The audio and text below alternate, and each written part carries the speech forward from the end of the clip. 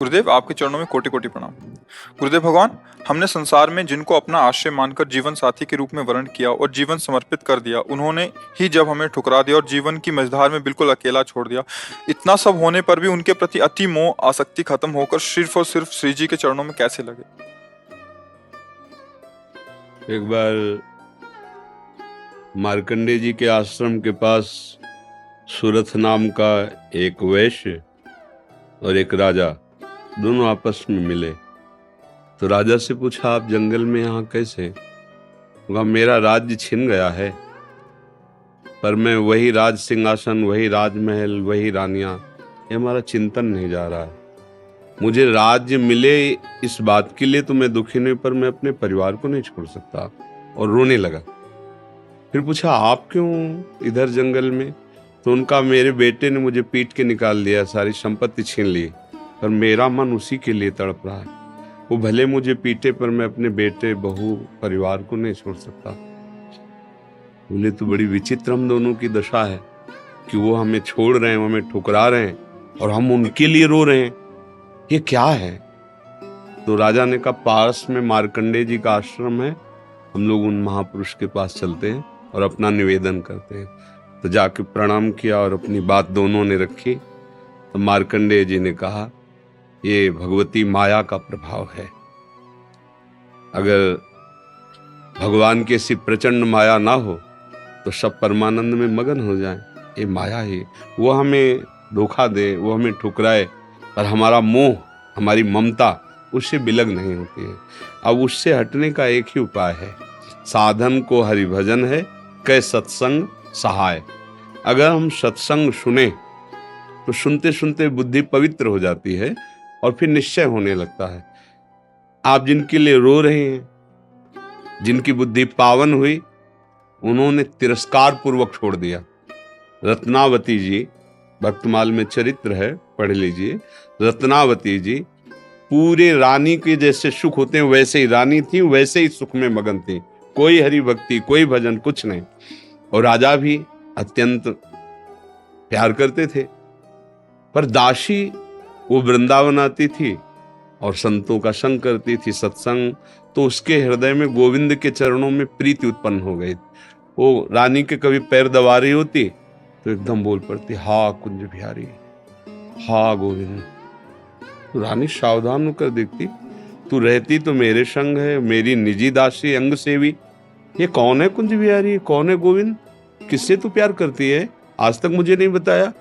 हमारे यहाँ की दासियां तो आजीवन समर्पित अंग सेवी होती हैं, ये क्या? तो मुस्कुरा दी, बोली, महारानी आप अन्यथा मत समझना, ये कोई व्यक्ति नहीं हम जिससे प्यार करते हैं।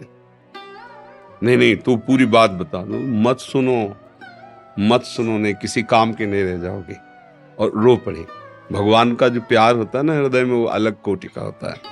वो बस मत पूछो, आप मत पूछो। अब तो और आकर्षित हुई, नहीं नहीं आप बताओ ना।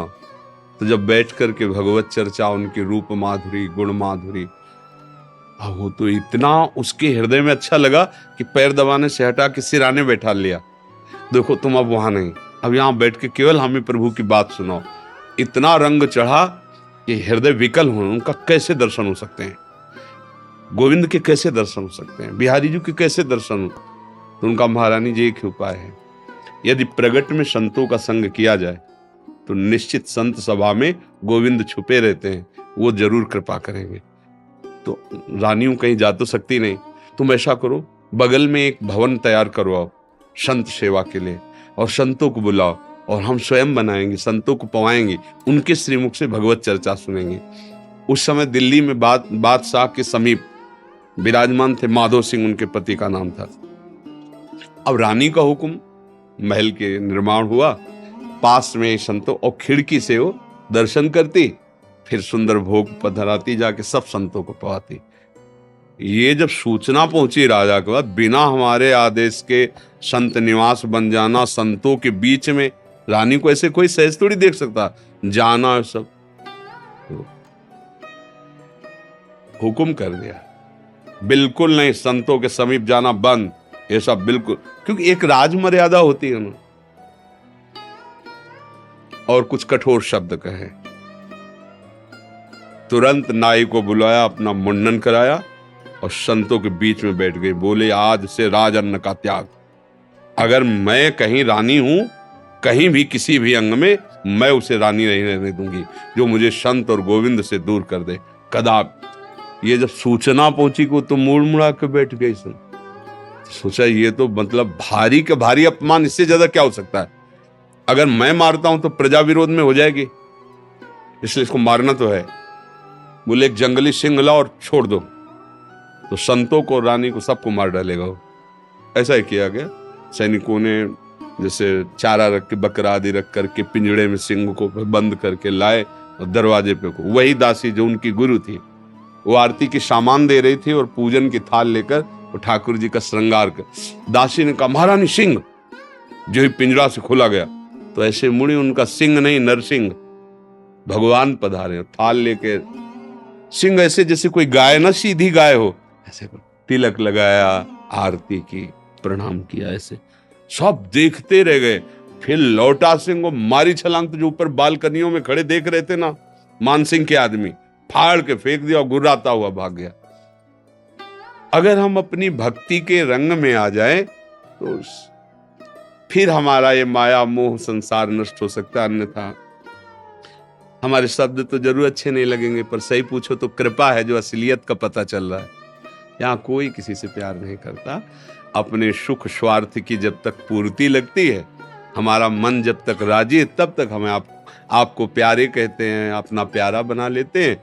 और जब हमारा मन कहीं और राजी हो गया तो आपकी तरफ देखते नहीं। संसार का ये स्वरूप, पर मेरे प्रभु का ऐसा स्वरूप नहीं है।